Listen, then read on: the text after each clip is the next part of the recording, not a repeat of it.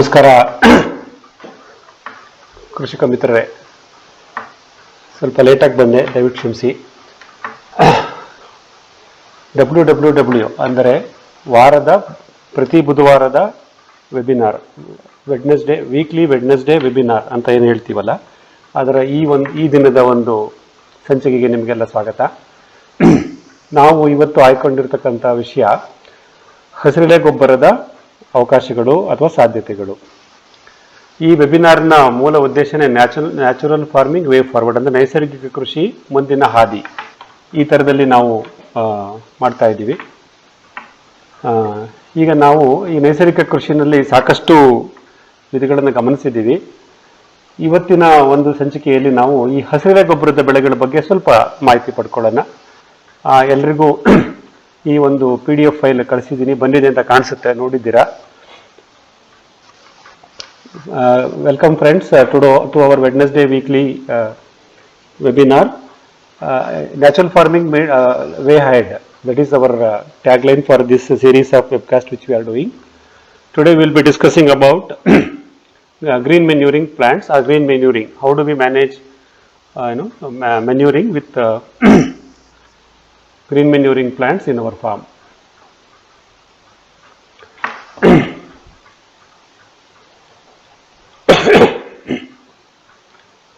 ಮಿತ್ರರೇ, ನಮ್ಮ ಉದ್ದೇಶ ಇಲ್ಲಿ ಒಳಸುರಿಗಳ ವೆಚ್ಚವನ್ನು ಕಮ್ಮಿ ಮಾಡ್ಕೋಬೇಕು ಮತ್ತು ನಮ್ಮ ಕೃಷಿ ಸುಸ್ಥಿರವಾಗಬೇಕು, ಪುನರುಜ್ಜೀವಕ ಕೃಷಿ ಆಗಬೇಕು ಅನ್ನೋ ಒಂದು ಉದ್ದೇಶದಿಂದ ನಾವು ನೈಸರ್ಗಿಕ ಕೃಷಿ ಹಾದಿಯನ್ನು ಹಿಡಿದಿದ್ದೀವಿ. ಇದರಲ್ಲಿ ಮುಖ್ಯವಾಗಿ ನಾವು ಗಮನಿಸಬೇಕಾಗಿರೋದು ನಮ್ಮ ಒಳಸುರಿಗಳಿಗೆ ನಾವು ಮಾಡ್ತಕ್ಕಂಥ ಖರ್ಚು. ಅದರಲ್ಲಿ ನಾವು ಬಳಸುವಂಥದ್ದು ಸಾವಯವ ಗೊಬ್ಬರ.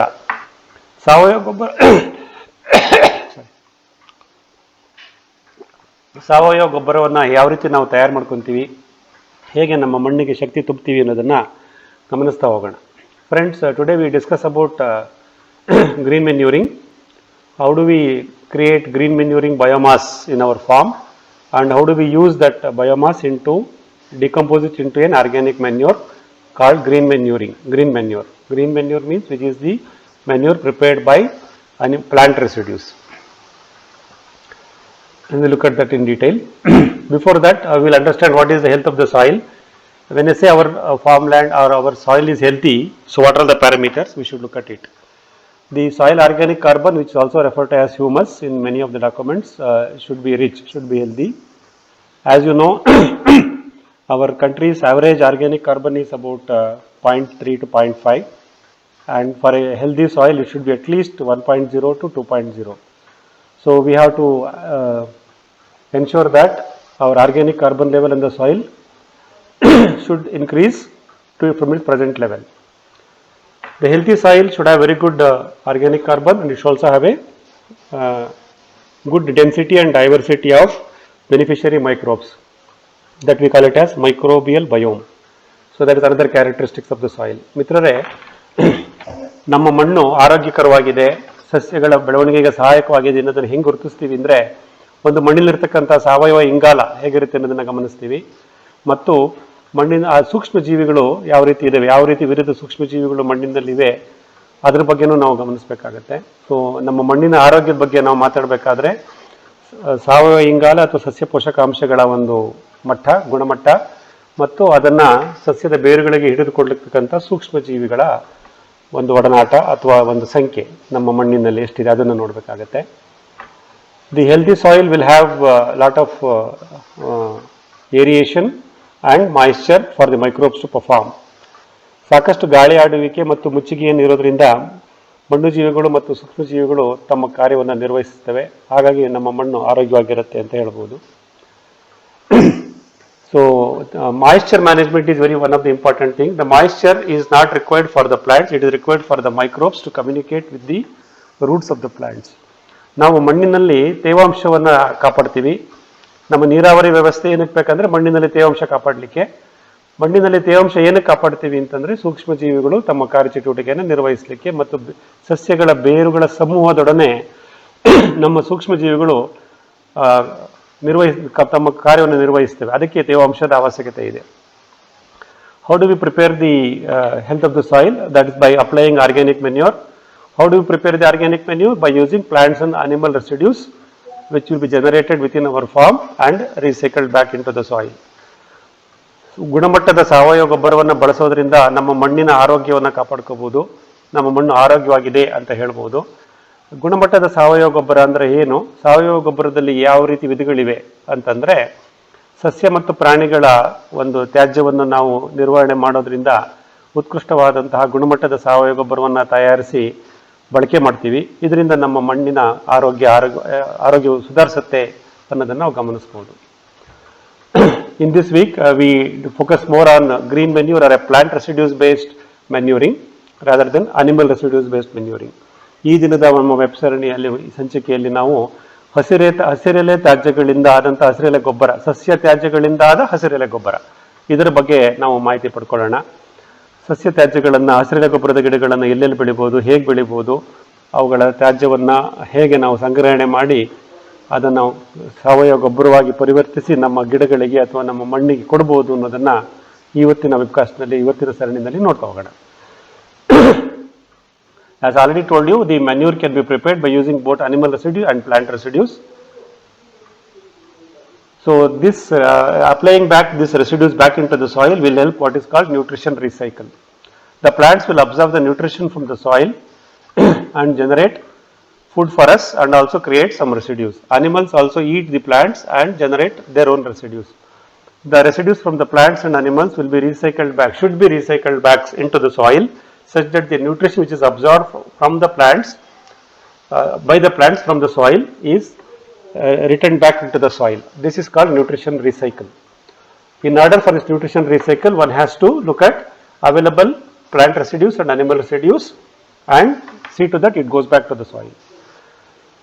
ಪೋಷಕಾಂಶಗಳ ಒಂದು ಬಳಕೆ, ಪುನರ್ಬಳಕೆ ಆಗಬೇಕಾಗತ್ತೆ. ಸಸ್ಯಗಳು ತಮ್ಮ ಮೇಲ್ಮಣ್ಣಿಲಿರ್ತಕ್ಕಂಥ ಸಸ್ಯ ಪೋಷಕಾಂಶಗಳನ್ನು ಹೀರಿಕೊಂಡು ಬೆಳೆಯುತ್ತವೆ, ನಮಗೆ ಆಹಾರವನ್ನು ಕೊಡುತ್ತವೆ ಮತ್ತು ಸಸ್ಯ ತ್ಯಾಜ್ಯಗಳನ್ನು ಉತ್ಪತ್ತಿ ಮಾಡುತ್ತವೆ. ಪ್ರಾಣಿಗಳು ಆ ಸಸ್ಯಗಳನ್ನು ತಿಂದು ಅವುಗಳ ತ್ಯಾಜ್ಯವನ್ನು ಸಹ ನಮಗೆ ದೊರಕಿಸುತ್ತವೆ. ಈ ರೀತಿ ಸಸ್ಯ ತ್ಯಾಜ್ಯಗಳು ಮತ್ತು ಪ್ರಾಣಿ ತ್ಯಾಜ್ಯಗಳನ್ನು ಉಪಯೋಗಿಸಿಕೊಂಡು ನಾವು ಸಾವಯವ ಗೊಬ್ಬರವನ್ನು ತಯಾರಿಸಿ ಮಣ್ಣಿಗೆ ಮತ್ತೆ ಪುನಃ ಬಳಕೆ ಮಾಡ್ತೀವಿ. ಇದರಿಂದ ಏನಾಗುತ್ತೆ ಅಂದರೆ, ಸಸ್ಯಗಳು ಯಾವ ರೀತಿ ಸಸ್ಯ ಪೋಷಕಾಂಶಗಳನ್ನು ನಮ್ಮ ಮಣ್ಣಿನಿಂದ ತೆಗೆದುಕೊಂಡಿದ್ವೋ ಆ ಪೋಷಕಾಂಶಗಳ ಪುನರ್ಬಳಕೆ ಈ ತ್ಯಾಜ್ಯಗಳನ್ನು ಮತ್ತೆ ಭೂಮಿಗೆ ಸೇರಿಸೋದ್ರಿಂದ ಆಗುತ್ತೆ. ಹಾಗಾಗಿ ಸಸ್ಯ ತ್ಯಾಜ್ಯಗಳು ಮತ್ತು ಪ್ರಾಣಿ ತ್ಯಾಜ್ಯಗಳನ್ನು ನಾವು ಸಂಗ್ರಹಿಸಿ ಅದನ್ನು ಉತ್ಕೃಷ್ಟಗೊಳಿಸಿ ಅದನ್ನು ಸಾವಯವ ಗೊಬ್ಬರವಾಗಿ ಪರಿವರ್ತಿಸಿ ನಮ್ಮ ಮಣ್ಣಿಗೆ ಅಥವಾ ನಮ್ಮ ವಾಣಿಜ್ಯ ಬೆಳೆಗಳಿಗೆ ಕೊಡಬೇಕಾಗತ್ತೆ. ಅದು ನಮ್ಮ ನೈಸರ್ಗಿಕ ಕೃಷಿಯ ಜವಾಬ್ದಾರಿ ಆಗುತ್ತೆ. So the decomposition of the plant residues and animal residues such that the nutrients are made available to the plants, and that we call it as carbon nitrogen ratio, which has to be 20:1 as we know. And this process of decomposing or composting the plant residues and animal residues to prepare manure is called manure preparation. ಸಾರಜನಕ ಮತ್ತು ಇಂಗಾಲದ ಅಂಶ ನಮ್ಮ ಸಸ್ಯ ತ್ಯಾಜ್ಯಗಳಲ್ಲಿ ಮತ್ತು ಪ್ರಾಣಿ ತ್ಯಾಜ್ಯಗಳಲ್ಲಿ 20:1 ಈ ಅನುಪಾತಕ್ಕೆ ಬಂದಾಗ ಮಾತ್ರ ಸಸ್ಯಗಳು ತಮ್ಮ ಬೇರಿನ ಮೂಲಕ ಈ ಪೋಷಕಾಂಶಗಳನ್ನು ಹೀರ್ಕೊಳ್ತವೆ. ಅದನ್ನು ಮಾಡಲಿಕ್ಕೆ ನಮಗೆ ಕಳಿಸುವ ಬ್ಯಾಕ್ಟೀರಿಯಾಗಳು, ಡಿಕಂಪೋಸಿಂಗ್ ಮೈಕ್ರೋಬ್ಸ್ ಅಂತ ಹೇಳ್ತೀವಿ, ಕಳಿಸುವ ಬ್ಯಾಕ್ಟೀರಿಯಾಗಳು ನಮ್ಮ ಮಣ್ಣಿನಲ್ಲಿ ಇರಬೇಕಾಗತ್ತೆ. ನಾವು ಸಸ್ಯ ತ್ಯಾಜ್ಯ ಮತ್ತು ಪ್ರಾಣಿ ತ್ಯಾಜ್ಯವನ್ನು ಮಣ್ಣಿಗೆ ಸೇರಿಸಿದಾಗ ಈ ಕಳಿಸುವ ಸೂಕ್ಷ್ಮಜೀವಿಗಳು ಅದನ್ನು ವಿಘಟನೆ ಮಾಡಿ, ಕಾಂಪೋಸ್ಟ್ ಮಾಡಿ, ಅದರ ಸಸ್ಯ ಪೋಷಕಾಂಶಗಳ ಒಂದು ಸಾವಯವ ಇಂಗಾಲ ಮತ್ತು ಸಾರಜನಕದ ರೇಷ್ಯೋವನ್ನು, ಅನುಪಾತವನ್ನು 20:1 ಇಲ್ಲಿಗೆ ತಂದು ಕೊಡ್ತವೆ. ಇದನ್ನು ಲಭ್ಯ ರೂಪಕ್ಕೆ ಪರಿವರ್ತಿಸುವುದು ಅಂತ ಹೇಳ್ತೀವಿ. ಇದನ್ನು ಮಾಡೋದು ನಮ್ಮ ಮಣ್ಣಿನಲ್ಲಿರತಕ್ಕಂಥ ಸೂಕ್ಷ್ಮಜೀವಿಗಳು. Thus the process of composting will help the biomass to be decomposed and made available such that the plants will absorb directly, and this happens through help of microbes. So ನಮ್ಮ ಸೂಕ್ಷ್ಮಜೀವಿಗಳು ಈ ಕಾರ್ಯವನ್ನು ನಡೆಸುತ್ತವೆ. ಗೊಬ್ಬರವನ್ನು ಉತ್ಪಾದಿಸಿ ಸಸ್ಯ ಪೋಷಕಾಂಶಗಳನ್ನು ಬೇರೆ ವಲಯಕ್ಕೆ ಸರಬರಾಜು ಮಾಡುತ್ತವೆ. ಹಾಗಾಗಿ ಇಲ್ಲಿ ನಾವು 2 ವಿಷಯವನ್ನು ಗಮನಿಸಬೇಕು. ಒಂದು, ಸಸ್ಯ ತ್ಯಾಜ್ಯಗಳು ಮತ್ತು ಪ್ರಾಣಿ ತ್ಯಾಜ್ಯಗಳನ್ನು ಪುನರ್ಬಳಕೆ ಮಾಡುವುದು, ಮತ್ತು ಹಾಗೆ ಪುನರ್ಬಳಕೆ ಮಾಡಿದಂತಹ ತ್ಯಾಜ್ಯಗಳನ್ನು ವಿಘಟಿಸಿ ಅದನ್ನು ಸಾವಯವ ಗೊಬ್ಬರವಾಗಿ ಪರಿವರ್ತಿಸಿ ಅದರಲ್ಲಿರ್ತಕ್ಕಂಥ ಪೋಷಕಾಂಶಗಳನ್ನು ಮತ್ತೆ ನಮ್ಮ ಸಸ್ಯದ ಬೇರುಗಳು ಪುನರ್ಬಳಕೆ ಮಾಡೋ ರೀತಿ ಮಾಡಿಕೊಡ್ಲಿಕ್ಕೆ ಸೂಕ್ಷ್ಮಾಣುಜೀವಿಗಳು ನಮ್ಮ ಮಣ್ಣಿನಲ್ಲಿ ಇರಬೇಕಾಗತ್ತೆ. ನಾವು ಅದನ್ನು ಕಾಪಾಡ್ಕೋಬೇಕಾಗತ್ತೆ. Friends, there are 2 types of preparing manure and applying to the plants of interest. One is called centralized process, where in this we collect the plant residues and animal residues which are generated in our farm from any part of our farm, bring it to a centralized place. Sorry, and we use the scientific way of composting. The composted manure will be again sent back to the plants wherever they are. So this is called centralized composting management or centralized nutrition recycle management. ಕೇಂದ್ರೀಕೃತವಾದಂಥ ಒಂದು ಸಾವಯವ ಗೊಬ್ಬರ ತಯಾರಿಕೆಯಲ್ಲಿ ನಮ್ಮ ಕೃಷಿ ಕ್ಷೇತ್ರದಲ್ಲಿ ಉತ್ಪಾದನೆ ಆಗತಕ್ಕಂಥ ಸಸ್ಯ ತ್ಯಾಜ್ಯಗಳು ಮತ್ತು ಪ್ರಾಣಿ ತ್ಯಾಜ್ಯಗಳನ್ನು ಒಂದು ಕಡೆಯಲ್ಲಿ ಸಂಗ್ರಹಿಸಿ ಅದನ್ನು ಮತ್ತೆ ಸಾವಯವ ಗೊಬ್ಬರವಾಗಿ ಪರಿವರ್ತಿಸಿ ಉತ್ಕೃಷ್ಟವಾದ ಗೊಬ್ಬರವನ್ನು ತಯಾರಿಸಿ ಅದನ್ನು ಮತ್ತೆ ತೆಗೆದುಕೊಂಡೋಗಿ ನಮ್ಮ ತೋಟದಲ್ಲಿ ಗಿಡದ ಬುಡಗಳಿಗೆ ಸೇರಿಸ್ತಕ್ಕಂಥ ಒಂದು ಪ್ರಯೋಗ ಇದೆ ಅಥವಾ ಒಂದು ಪ್ರಯತ್ನ ಇದೆ. ಅದನ್ನು ಕೇಂದ್ರೀಕೃತ ವ್ಯವಸ್ಥೆ, ಸೆಂಟ್ರಲೈಸ್ಡ್ ಸಿಸ್ಟಮ್ ಆಫ್ ಮ್ಯಾನ್ಯೂರಿಂಗ್ ಅಂತ ಹೇಳ್ತೀವಿ. ಈ ಕೇಂದ್ರೀಕೃತ ವ್ಯವಸ್ಥೆ ಒಂದು ಹಂತವಾದರೆ, ಇನ್ನೊಂದು ಸಸ್ಯ ತ್ಯಾಜ್ಯಗಳನ್ನು ಮತ್ತು ಪ್ರಾಣಿ ತ್ಯಾಜ್ಯಗಳನ್ನು ಗಿಡದ ಬುಡದಲ್ಲೇ ಸಂಗ್ರಹಿಸಿ ಅಲ್ಲೇ ಅದನ್ನು ಸಾವಯವ ಗೊಬ್ಬರವಾಗಿ ಪರಿವರ್ತಿಸಿ ನಮ್ಮ ಗಿಡಕ್ಕೆ ಕೊಡ್ತೀವಲ್ಲ, ಅದನ್ನು ಅವಿಕೇಂದ್ರೀಕೃತ ವ್ಯವಸ್ಥೆ ಅಥವಾ ಲೋಕಲೈಸ್ಡ್ ಮ್ಯಾನ್ಯೂರಿಂಗ್ ಅಂತ ಹೇಳ್ತೀವಿ. ಅಂದರೆ ನಾವು ಸಾವಯವ ಗೊಬ್ಬರವನ್ನು ತ್ಯಾಜ್ಯಗಳಿಂದ ಉತ್ಪಾದನೆ ಮಾಡೋದಕ್ಕೆ ಎರಡು ವಿಧ ಇದೆ. ಒಂದು ಕೇಂದ್ರೀಕೃತ ವ್ಯವಸ್ಥೆ ಸೆಂಟ್ರಲೈಸ್ಡ್ ಮ್ಯಾನೇಜ್ಮೆಂಟ್, ಇನ್ನೊಂದು ವಿಕೇಂದ್ರೀಕೃತ ವ್ಯವಸ್ಥೆ ಲೋಕಲೈಸ್ಡ್ ಮ್ಯಾನೇಜ್ಮೆಂಟ್. ಇವೆರಡರಲ್ಲಿ ನಾವು ಗಮನಿಸ್ಬೋದು, ಈ ವಿಕೇಂದ್ರೀಕೃತ ವ್ಯವಸ್ಥೆ ಅಥವಾ ಲೋಕಲೈಸ್ಡ್ ಮ್ಯಾನೇಜ್ಮೆಂಟ್ ಅಲ್ಲಿ ನಮಗೆ ಕಡಿಮೆ ಶ್ರಮ ಮತ್ತು ಕಡಿಮೆ ವೆಚ್ಚ. So the localised management will have less efforts and less labour requirements and it will be inexpensive. Hence we should look at, to the extent possible, we should use the plant residues or animal residues locally only wherever they have been produced and decompose it and apply back into the soil. So let us focus more on the localized method rather than centralized method. So ನಾವು ವಿಕೇಂದ್ರೀಕೃತವಾದಂಥ ಒಂದು ಸಾವಯವ ಗೊಬ್ಬರ ಉತ್ಪಾದನೆಯನ್ನು ಮಾಡೋಣ. ಈಗ ವಿಕೇಂದ್ರೀಕೃತ ಅಂದರೆ ಅದು ಎಲ್ಲಿ ಸ್ಥಳೀಯವಾಗಿ ಯಾವ ಜಾಗದಲ್ಲಿ, ನಮ್ಮ ತೋಟದ ಯಾವ ಭಾಗದಲ್ಲಿ ತ್ಯಾಜ್ಯಗಳು ಉತ್ಪತ್ತಿ ಆಗುತ್ತೋ ಅಲ್ಲೇ ಅದನ್ನು ಕರಗಿಸಿ, ಅಲ್ಲೇ ಅದನ್ನು ಕಳಿಸಿ ಸಾವಯವ ಗೊಬ್ಬರ ಉತ್ಪಾದನೆ ಮಾಡಿ ಅಂತ ಹೇಳ್ತೀವಿ. ಹಾಗಾಗಿ ನಮಗೆ ಸಿಗೋದು, ನಮ್ಮ ತೋಟದ ಎಲ್ಲ ಭಾಗದಲ್ಲಿ ಸಿಗೋದು ಸಸ್ಯ ತ್ಯಾಜ್ಯಗಳು ಮಾತ್ರ. ಸಸ್ಯ ತ್ಯಾಜ್ಯಗಳನ್ನು ನಾವು ಅಲ್ಲೇ ಉತ್ಪಾದಿಸಿ ಅಲ್ಲೇ ಅದನ್ನು ಮರುಬಳಕೆ ಮಾಡತಕ್ಕಂಥ ಒಂದು ವಿಧಾನವನ್ನು ನಮ್ಮ ಮೆನ್ಯೂರ್ ಮ್ಯಾನೇಜ್ಮೆಂಟ್ ಅಂತ ಗೊಬ್ಬರದ ಅದರಲ್ಲಿ ಉತ್ಪಾದನೆಯಲ್ಲಿ ನಾವು ಗಮನಿಸಬೇಕಾಗತ್ತೆ. ಈ ರೀತಿ ಹಸಿರೆಲೆ ಗೊಬ್ಬರವನ್ನು ನಮ್ಮ ತೋಟದಲ್ಲೇ ಬೆಳೆದು ಅಲ್ಲೇ ಅದನ್ನು ಅಲ್ಲೇ ತಾವೆಲ್ಲಿ ಬೆಳಿತೀವೋ ಅದೇ ಜಾಗದಲ್ಲಿ ಅದನ್ನು ಮುಚ್ಚಿಗೆ ಮಾಡಿ ಸಾವಯವ ಗೊಬ್ಬರ ಮಾಡಿ ಗಿಡಗಳಿಗೆ ಕೊಡ್ತೀವಲ್ಲ. ಸೊ ಈ ಪ್ರೋಸೆಸ್ಗೆ ನಾವು ವಿಕೇಂದ್ರೀಕೃತ ವ್ಯವಸ್ಥೆ ಮತ್ತು ಆ ರೀತಿ ಉತ್ಪಾದನೆ ಗೊಬ್ಬರಕ್ಕೆ ಹಸಿರೆಲೆ ಗೊಬ್ಬರ ಅಂತ ಕರಿತೀವಿ.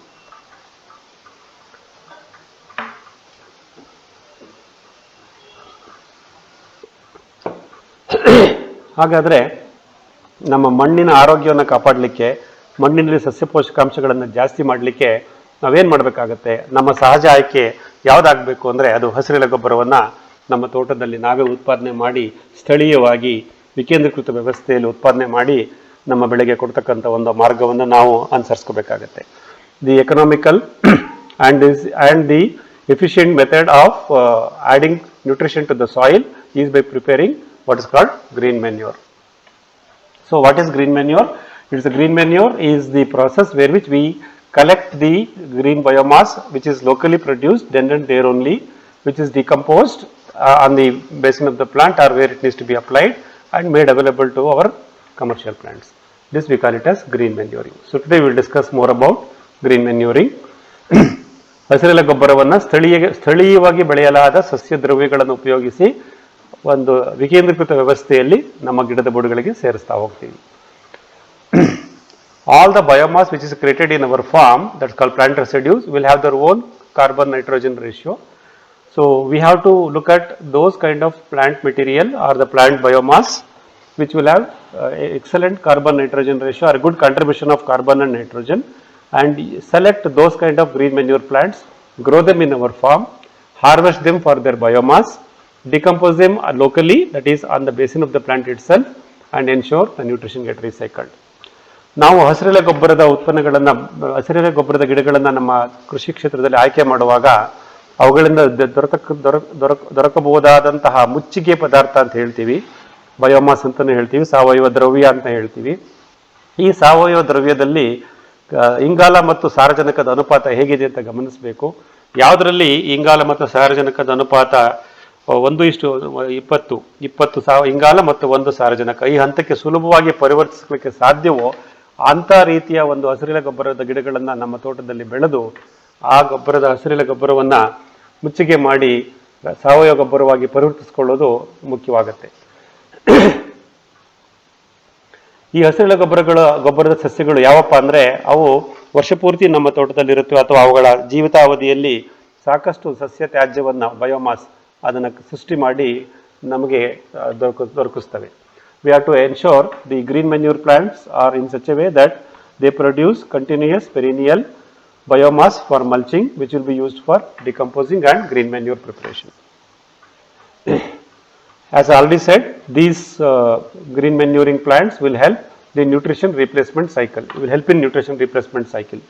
So, ಈ ಸಾವಯವ ಹಸಿರೆಲೆ ಗೊಬ್ಬರದ ಗಿಡಗಳನ್ನು ನಮ್ಮ ತೋಟದಲ್ಲಿ ಬೆಳೆಸಿ ಗೊಬ್ಬರವನ್ನು ಉತ್ಪಾದಿಸಿ ಮಣ್ಣಿಗೆ ಸೇರಿಸೋದ್ರಿಂದ ನಮ್ಮ ಬೆಳೆಗಳು ಯಾವ ರೀತಿ ಸಸ್ಯ ಪೋಷಕಾಂಶಗಳನ್ನು ಮಣ್ಣಿಂದ ತೆಗೆದುಕೊಂಡಿರ್ತವೋ ಆ ಪೋಷಕಾಂಶಗಳನ್ನು ಮತ್ತೆ ನಾವು ಮಣ್ಣಿಗೆ ಸೇರಿಸೋದಕ್ಕೆ ಈ ಹಸಿರೆಲೆ ಗೊಬ್ಬರದ ಗಿಡಗಳು ಮತ್ತು ಅದರಿಂದ ನಾವು ಉತ್ಪಾದಿಸಿದಂಥ ಹಸಿರೆಲೆ ಗೊಬ್ಬರ ಸಹಾಯಕ ಆಗುತ್ತೆ ಅನ್ನೋದನ್ನ ನಾವಿಲ್ಲಿ ಗಮನಿಸಬಹುದು. So what is the roles of this green manure plants and how it helps in our commercial plant growth. ಹಸಿರೆಲೆ ಗೊಬ್ಬರದ ಬೆಳೆಗಳು ಹೇಗೆ ನಮ್ಮ ಸಸ್ಯದ ಬೆಳವಣಿಗೆಯಲ್ಲಿ ಸಹಾಯ ಮಾಡ್ತೇವೆ ಅಂತ ನೋಡ್ತಾ ಹೋಗೋಣ. The first one is nitrogen fixing. Most of these green manure plants will host microbes on their root nodules. We call them as the species of nitrogen fixing microbes such as Rhizobium, Azospirillum, etc. ಸಾರಜನಕ ಸ್ಥಿರೀಕರಣ ಸಸ್ಯಗಳು ಅಂತಂದ್ರೆ ಏನಪ್ಪಾ ಅಂದ್ರೆ ಈ ಹಸಿರೆಲೆ ಗೊಬ್ಬರದ ಗಿಡಗಳು ತಮ್ಮ ಬೇರಿನಲ್ಲಿ ಗಂಟುಗಳನ್ನು ಹೊಂದಿರ್ತವೆ. ಆ ಗಂಟುಗಳಲ್ಲಿ ಸಾರಜನಕ ವಾತಾವರಣದಲ್ಲಿರತಕ್ಕಂಥ ಸಾರಜನಕವನ್ನು ಹಿಡಿದು ಮಣ್ಣಿಗೆ ಸೇರಿಸ್ತಕ್ಕಂಥ ಸೂಕ್ಷ್ಮ ಜೀವಿಗಳಿಗೆ ಆಶ್ರಯ ಕೊಡ್ತವೆ. ಅದನ್ನು ಸಾರಜನಕ ಸ್ಥಿರೀಕರಣ ಸಸ್ಯಗಳು ಅಂತ ಹೇಳ್ತೀವಿ ಅಥವಾ ದ್ವಿದಳ ಧಾನ್ಯದ ಸಸ್ಯಗಳು ಅಂತಲೂ ನಾವು ಅದನ್ನು ರೆಫರ್ ಮಾಡ್ತೀವಿ. ಸೊ ಮುಖ್ಯವಾಗಿ ಹಸಿರೆಲೆ ಗೊಬ್ಬರದ ಗಿಡಗಳನ್ನು ನಾವೇನು ಬೆಳಿತೀವಿ ತೋಟದಲ್ಲಿ ಅವುಗಳಲ್ಲಿ ಮುಖ್ಯವಾದ ಅಂಶ ಸಾರಜನಕ ಸ್ಥಿರೀಕರಣ ಮಾಡಲಿಕ್ಕೆ ಸಹಾಯ ಮಾಡುವುದು. The next thing is they also host microbes. How they host microbes? These plants, the green manure plants in the root zone will provide food for the microbes and microbes will come and perform themselves on the root zone of the plants. ಸಸ್ಯಗಳ ಬೇರು ವಲಯದಲ್ಲಿ ಸೂಕ್ಷ್ಮ ಜೀವಿಗಳನ್ನು ವಾಸಿಸುತ್ತವೆ. ಯಾಕೆಂದರೆ ಸಸ್ಯಗಳ ಬೇರು ವಲಯ ಮತ್ತು ಸೂಕ್ಷ್ಮಜೀವಿಗಳ ಮಧ್ಯೆ ಒಂದು ಕೊಡುಕೊಳ್ಳುವಿಕೆಯ ಸಂಬಂಧ ಇರುತ್ತೆ, ಸಿಂಬಯೋಟಿಕ್ ರಿಲೇಶನ್ಶಿಪ್ಸ್ ಅಂತ ಹೇಳ್ತೀವಿ. ಹಾಗಾಗಿ ಸೂಕ್ಷ್ಮಜೀವಿಗಳು ಸಸ್ಯದ ಬೇರು ವಲಯದಲ್ಲಿ ಆಶ್ರಯವನ್ನು ಪಡ್ಕೊಳ್ತವೆ.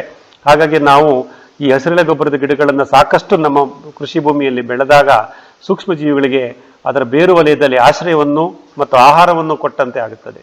By growing more green manure plants in our farm, we ensure the beneficiary microbes will find their food and shelter on the root zone of these plants. That's how the green manuring plants help in microbial management on the soil. They also help in creating shade and creating microclimate. ಪ್ರಾರಂಭಿಕ ದಿನಗಳಲ್ಲಿ ನಮಗೆ ನೆರಳು ಮತ್ತು ಸೂಕ್ಷ್ಮ ವಾತಾವರಣ ಸೃಷ್ಟಿಯಾಗಬೇಕಾಗತ್ತೆ ತೋಟದಲ್ಲಿ. ಅದನ್ನು ಸೃಷ್ಟಿ ಮಾಡ್ಕೊಳ್ಳೋಕ್ಕೆ ಈ ಹಸಿರೆಲೆ ಗೊಬ್ಬರದ ಗಿಡಗಳು ಸಹಾಯ ಮಾಡುತ್ತವೆ. ನೆರಳು ಏನಕ್ಕೆ ಬೇಕಪ್ಪ ಅಂದರೆ ನಮ್ಮ ಗಿಡದ ಸೂರ್ಯನ ಬೆಳಕು ನಮ್ಮ ಭೂಮಿ ಮೇಲೆ ನೇರವಾಗಿ ಬೀಳಬಾರ್ದು. ಬಿದ್ದರೆ ಏನಾಗುತ್ತೆ, ಮಣ್ಣಿನ ಉಷ್ಣಾಂಶ ಜಾಸ್ತಿ ಆಗುತ್ತೆ, ಆವಾಗ ಸೂಕ್ಷ್ಮ ಜೀವಿಗಳ ಚಟುವಟಿಕೆ ಕುಂಠಿತವಾಗುತ್ತೆ. ಹಾಗಾಗಿ ನಾವು ಆಮೇಲೆ ನಮ್ಮ ಮಣ್ಣಿನ ತೇವಾಂಶ ಆವಿಯಾಗಿ ಹೋಗುತ್ತೆ. ಇದೆಲ್ಲವನ್ನು ತಪ್ಪಿಸ್ಲಿಕ್ಕೆ ನಮಗೆ ನೆರಳು ಬೇಕಾಗುತ್ತೆ. ಅದಕ್ಕೊಂದು ಸೂಕ್ಷ್ಮವಾದ ಒಂದು ವಾತಾವರಣವನ್ನು ಸೃಷ್ಟಿ ಮಾಡಬೇಕಾಗತ್ತೆ. ಈ ಹಸಿರೆಲೆ ಗೊಬ್ಬರದ ಗಿಡಗಳು, ಬಹುವಾರ್ಷಿಕ ಹಸಿರೆಲೆ ಗೊಬ್ಬರದ ಗಿಡಗಳು ಈ ಒಂದು ಉಪಯೋಗವನ್ನು ನಮ್ಮ ಕೃಷಿ ಕ್ಷೇತ್ರದಲ್ಲಿ ಮಾಡಿಕೊಡ್ತವೆ. The shade is required to ensure the soil is always kept moist. It eliminates or it reduces the water evaporation, and it also helps the microclimate such that the microbes on the soil can perform better. These green manuring plants which we choose and grow wherever possible in our farm will return quality biomass, that is plant residues, which will be used for mulching. In turn, that mulched material will become decomposed into 1:20 nitrogen carbon ratio and again applied as a plant nutrition. So ಈ ಹಸಿರೆಲೆ ಗೊಬ್ಬರದ ಸಸ್ಯಗಳು ಸಾವಯವ ದ್ರವ್ಯವನ್ನ, ಹಸಿರೆಲೆ ಗೊಬ್ಬರದ ದ್ರವ್ಯವನ್ನು ಉತ್ಪಾದನೆ ಮಾಡಿ ನಮಗೆ ಕೊಡ್ತವೆ. ಅದನ್ನು ನಾವು ನಿಗದಿತವಾಗಿ ಕತ್ತರಿಸಿ ಗಿಡದ ಬುಡದಲ್ಲಿ ಮುಚ್ಚಿಗೆ ಮಾಡೋದ್ರಿಂದ ನಾವು ಅದಕ್ಕೆ ಒಂದು ಸಾವಯವ ಗುಣಮಟ್ಟದ ಸಾವಯವ ಗೊಬ್ಬರವನ್ನ ಸ್ಥಳೀಯವಾಗಿ ವಿಕೇಂದ್ರೀಕೃತ ವ್ಯವಸ್ಥೆಯಲ್ಲಿ ನಿರ್ಮಿಸಿಕೊಳ್ಳೋಕೆ ಸಾಧ್ಯವಾಗುತ್ತೆ. Create biodiversity and food for soil organisms. So these green manure plants will help in creating biodiversity. They will host different types of plants and insects and birds on them, provide food for them as well, and thereby they also help in providing food for the various soil organisms. So ಜೀವ ವೈವಿಧ್ಯತೆ ಮತ್ತು ಮಣ್ಣು ಜೀವಿಗಳಿಗೆ ಆಹಾರವನ್ನು ಪೂರೈಕೆ ಮಾಡೋದ್ರಲ್ಲೂ ಸಹ ಈ ಹಸಿರೆಲೆ ಗೊಬ್ಬರದ ಗಿಡಗಳು ನಮ್ಮ ತೋಟದಲ್ಲಿ, ನಮ್ಮ ಕೃಷಿ ಭೂಮಿಯಲ್ಲಿ ತಮ್ಮದೇ ಆದಂಥ ಕೊಡುಗೆಯನ್ನು ಕೊಡುತ್ತವೆ.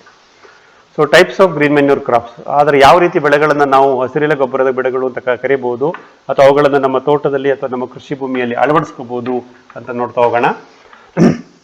ಆಸ್ ಎ ಕವರ್ ಕ್ರಾಪ್, ಮುಚ್ಚಿಗೆ ಬೆಳೆಯಾಗಿ, ಮತ್ತು ಆಸ್ ಎ ಗ್ರೀನ್ ರಿಂಗ್, ಹಸಿರು ಗಿಡಕ್ಕೆ ಹಸಿರು ಬೆಳೆಯಾಗಿ. ಇದನ್ನು ಮತ್ತೆ ವಿವರಣೆ ಕೊಡ್ತೀನಿ ಮುಂದೆ. ನಾವು ಸನ್ನೆಂಪ್, ಡಯಂಚಮ್ ಅಂಡ್ ಹಾರ್ಸ್ ಕ್ರಾಪ್, ಅಪ್ಸೆಣಬು, ಡಯಂಚ ಮತ್ತು ಹುರುಳಿ, ಇದನ್ನು ಯೂಸ್ ಮಾಡ್ತೀವಿ. ಈ ಮೂರು ಹಸಿರೆಲೆ ಗೊಬ್ಬರದ ಬೀಜಗಳನ್ನು ಬಿತ್ತಿ ಗಿಡವನ್ನು ಬೆಳೆಯೋದ್ರಿಂದ ಅದನ್ನು ಒಂದು ಮುಚ್ಚಿಗೆ ಬೆಳೆಯಾಗಿಯೂ, ಕವರ್ ಕ್ರಾಪ್, ಮತ್ತು ಹಸಿರು ಬೆಳೆಯಾಗಿಯೂ, ಗ್ರೀನ್ ರಿಂಗ್, ನಾವು ಸೃಷ್ಟಿ ಮಾಡ್ಕೋಬಹುದು. ಮತ್ತು ಹಸಿರೆಲೆ ಗೊಬ್ಬರದ ಪರಿವರ್ತನೆಗೆ ತ್ಯಾಜ್ಯವನ್ನ, ಸಾವಯವ ದ್ರವ್ಯವನ್ನ ಅದರಿಂದ ಉತ್ಪಾದಿಸ್ಕೋಬಹುದು. ಆಸ್ ಪಲ್ಸಸ್ ಹಾರ್ವೆಸ್ಟ್, ನಮಗೆ ದ್ವಿದಳ ಧಾನ್ಯಗಳಾಗಿ ಅಲಸಂದೆ, ಅವರೆ, that is big beans, and toor dal, the pigeon gram. ಈ ಅಲಸಂದೆ, ಅವರೆ ಮತ್ತು ತೊಗರಿ ಇವನ್ನು ನಾವು ಬೆಳೆಯೋದ್ರಿಂದ ನಮಗೆ ಧಾನ್ಯಗಳು ಸಿಗುತ್ತೆ, ದ್ವಿದಳ ಧಾನ್ಯಗಳು ಸಿಗುತ್ತೆ. ಮತ್ತು ಈ ಒಂದು ದ್ವಿದಳ ಧಾನ್ಯ ಬೆಳೆಗಳು ನಮ್ಮ ಮಣ್ಣಿನಲ್ಲಿ ಸಾವಯವ ಸಾರಜನಕ ಸ್ಥಿರೀಕರಣ ಮಾಡೋದ್ರ ಜೊತೆಗೆ ಎಲೆಗಳನ್ನು ಉದುರಿಸಿ ಅಥವಾ ಒಂದು ಸಾವಯವ ದ್ರವ್ಯವನ್ನು ಉತ್ಪಾದನೆ ಮಾಡಿಕೊಡ್ತವೆ. ಅದರಿಂದ ನಾವು ಹಸಿರೆಲೆ ಗೊಬ್ಬರವನ್ನು ಮಾಡಿ ಸ್ಥಳೀಯವಾಗಿ ವಿಕೇಂದ್ರೀಕೃತ ವ್ಯವಸ್ಥೆಯಲ್ಲಿ ನಮ್ಮ ಮಣ್ಣಿಗೆ ಸೇರಿಸ್ತಾ ಬರ್ತೀವಿ.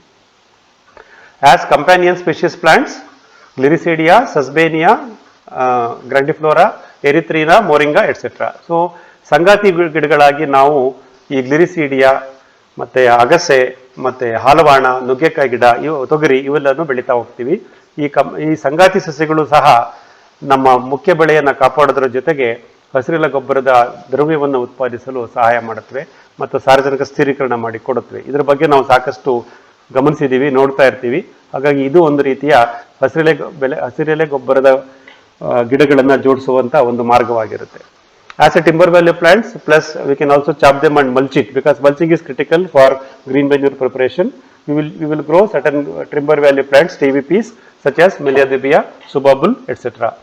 ಸೊ ನಾವು ಈ ಅರಣ್ಯ ವೃಕ್ಷಗಳಾದಂತಹ ಹೆಬ್ಬೇವು ಮತ್ತೆ ಸುಬಾಬುಲ್, ಚಿಗರೆ, ಈ ತರ ಮರಗಳನ್ನು ಸಹ ಬೆಳೆಸೋದ್ರಿಂದ ಅವುಗಳಿಂದನೂ ನಾವು ಕತ್ತರಿಸಿ ಅವುಗಳ ಒಂದು ಬಯೋಮಾಸ್ ಕತ್ತರಿಸಿ ನಾವು ಹಸಿರೆಲೆ ಗೊಬ್ಬರವನ್ನು ತಯಾರು ಮಾಡ್ಕೋಬಹುದು. ಮತ್ತು ಕಾಲಾನಂತರ ಅದು ನಮಗೆ ಒಂದು ಒಳ್ಳೆ ಟಿಂಬರ್ ವ್ಯಾಲ್ಯೂ, ಮರಮುಟ್ಟಾಗಿ ಸಹ ಪರಿವರ್ತನೆ ಹೊಳ್ಳುತ್ತೆ ನಮ್ಮ ತೋಟದಲ್ಲಿ. As live fence, we grow plants such as jatropha, simarouba, mulberry, pongamia and neem. ನಮ್ಮ ಜೀವಂತ ಬೇಲಿ ಸಸ್ಯಗಳಾದಂತಹ ಜಟ್ರೂಪ, ಲಕ್ಷ್ಮೀತರು, ಸಿಮರೂಪ ಅಂತೀವಿ ಮತ್ತು ಲಕ್ಷ್ಮೀತರು ಅಂತೀವಿ, ಹಿಪ್ಪನೇರಳೆ, ರೇಷ್ಮೆ ಕೃಷಿಯಲ್ಲಿ ಯೂಸ್ ಮಾಡತಕ್ಕಂಥದ್ದು, ಹೊಂಗೆ, ಕಹಿಬೇವು ಇತ್ಯಾದಿಗಳನ್ನು ನಾವು ಜೋಡಿಸೋದ್ರಿಂದ ಅವು ಹಸಿರೆಲೆ ಗೊಬ್ಬರದ ದ್ರವ್ಯಗಳನ್ನು ಉತ್ಪಾದನೆ ಮಾಡಿ ನಮಗೆ ಕೊಡಲಿಕ್ಕೆ ಸಹಾಯ ಮಾಡ್ತವೆ. ಆಸ್ ಎ ಟ್ಯೂಬರ್ ಹಾರ್ವೆಸ್ಟ್, ಗೆಡ್ಡೆ ಗೆಣಸಿನ ಗಿಡಗಳು, ಮರಗೆಣಸು, ಬಳ್ಳಿಗೆಣಸು ಮತ್ತು ಸುವರ್ಣಗೆಡ್ಡೆ, ಕೆಸವು ಇತ್ಯಾದಿ ಇವುಗಳನ್ನು ನಮ್ಮ ತೋಟದಲ್ಲಿ ಬೆಳೆಸ್ತಾ ಬರ್ಬೋದು. Tapioca, sweet potato, elephant foot yam or taro root. These are the types of tuber plants which we can grow in our farm. So they also give us the food and also help in returning biomass back into the soil as a green manure input. So now let us explore all these things in detail. So ನಾವು ಇವಾಗ ಏನು ವಿವಿಧಗಳನ್ನು ನೋಡಿದ್ದೀವಲ್ಲ, ಇದನ್ನು ಒಂದೊಂದಾಗಿ ನಾವು ನೋಡ್ತಾ ಹೋಗೋಣ. ಇವು ಹೇಗೆ ಈ ಗಿಡಗಳನ್ನು ನಾವು ಜೋಡಿಸ್ತಾ ಹೋಗ್ಬೋದು ನಮ್ಮ ಕೃಷಿ ಭೂಮಿಯಲ್ಲಿ, ಅವು ಯಾವ ರೀತಿ ಒಂದು ಸಸ್ಯ ತ್ಯಾಜ್ಯವನ್ನು ಸೃಷ್ಟಿ ಮಾಡಿಬಿಟ್ಟು ನಮಗೆ ವಿಕೇಂದ್ರೀಕೃತವಾದಂತಹ ಸ್ಥಳೀಯವಾದಂತಹ ಒಂದು ಸಾವಯವ ಗೊಬ್ಬರದ ತಯಾರಿಕೆಯಲ್ಲಿ ಹೇಗೆ ಅವು ಪಾತ್ರವನ್ನು ನಿರ್ವಹಿಸ್ತೇವೆ ಅನ್ನೋದನ್ನು ಗಮನಿಸ್ತಾ ಹೋಗೋಣ. Friends, will explore all this four, that is green ring creation, the cover crop, the life fencing plants and companion plants. All these four we will discuss in detail in the next 10 minutes or so, and try to understand how we can create the biomass from these plants and produce green manure to enrich our soil. ಈ 4 ವಿಧಗಳು ಹಸಿರು ಬೆಳೆ, ಮುಚ್ಚಿಗೆ ಬೆಳೆ, ಜೀವಂತ ಬೇಲಿ ಸಸ್ಯಗಳು ಮತ್ತು ಸಂಗಾತಿ ಸಸ್ಯಗಳು, ಈ 4 ನಾವು ಇವಾಗ ಸ್ವಲ್ಪ ವಿವರವಾಗಿ ಗಮನಿಸ್ತಾ ಹೋಗೋಣ. ಈ 4 ಈ ಯಾವ ಪ್ರದೇಶದಲ್ಲಿ ಯಾವ ಗಿಡವನ್ನು ಯಾವ ರೀತಿ ಸೇರಿಸಬೇಕು, ಯಾವ ರೀತಿ ಬೆಳಿಬೇಕು, ಯಾವಾಗ ಅದನ್ನು ಕತ್ತರಿಸಿ ಮುಚ್ಚಿಗೆ ಮಾಡಬೇಕು, ಇವೆಲ್ಲವನ್ನು ನಾವು ಗಮನಿಸ್ತಾ ಹೋಗೋಣ. ಮುಂದಿನ 10 ನಿಮಿಷಗಳಲ್ಲಿ ಈ 4 ವಿಧಾನಗಳನ್ನು ನಿಮಗೆ ವಿವರಿಸಲಿಕ್ಕೆ ಪ್ರಯತ್ನ ಮಾಡ್ತೀನಿ. The simple but a very effective green manure management in our growing plant base in itself is to create what is called circular high density green manure plants by directly seeding them.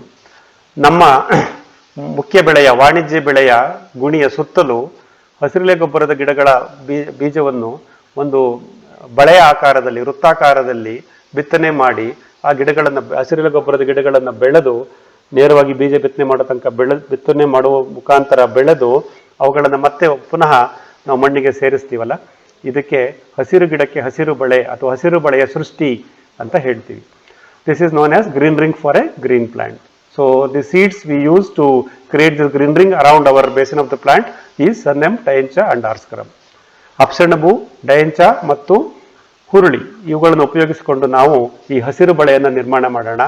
ನಮ್ಮ ಪ್ರತಿ ಗಿಡದ ಸುತ್ತಲೂ, ಗಿಡದ ಬುಡದ ಸುತ್ತಲೂ ಈ ಹಸಿರು ಬಳೆಯನ್ನು ನಿರ್ಮಾಣ ಮಾಡಿ ಅದರಿಂದ ಹಸಿರೆಲೆ ಗೊಬ್ಬರವನ್ನು ಉತ್ಪಾದನೆ ಮಾಡ್ಕೊಳ್ಳೋಣ ಅನ್ನೋದನ್ನು ನಾವು ಇಲ್ಲಿ ಗಮನಿಸ್ತಾ ಹೋಗ್ತೀವಿ.